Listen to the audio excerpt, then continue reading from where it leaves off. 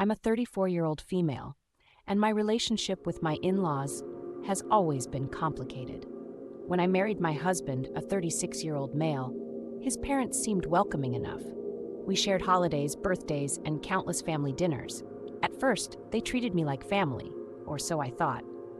Over the years, I started noticing small things that hinted at underlying tensions. For example, during family gatherings, my 62-year-old mother-in-law would often make backhanded comments about how I managed the household or raised our child, a 5-year-old male. My 65-year-old father-in-law, on the other hand, would dismiss my opinions during conversations, especially when they revolved around financial matters. I discovered the will quite by accident. I was helping my husband with some paperwork when I stumbled upon a folder that contained his parents' legal documents. Curiosity got the better of me, and I skimmed through it, only to find that I had been explicitly cut out of the will. Instead, everything was left to my husband and, surprisingly, a distant cousin I had never heard of. Shocked, I immediately showed it to my husband, who seemed just as perplexed. Fueled by disbelief, I decided to confront them the very next day. I visited their home, and as soon as I stepped inside, I presented the will.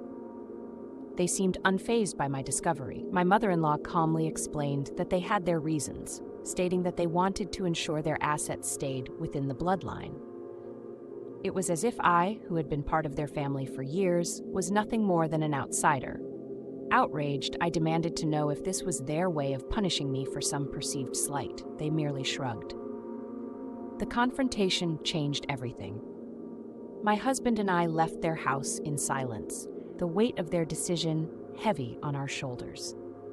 The next family gathering was tense, with everyone walking on eggshells. My father-in-law attempted to smooth things over by suggesting a family vacation, but I refused, feeling betrayed. My husband tried to mediate, but the damage was done.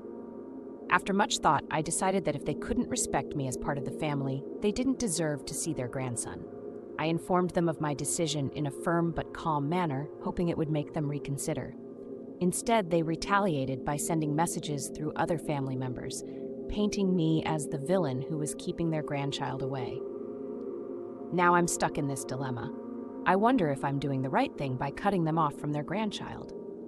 It pains me to see my husband torn between his parents and me, but I feel strongly about standing my ground. So Reddit, am I the asshole for refusing to let my in-laws see their grandchild after they cut me out of the will?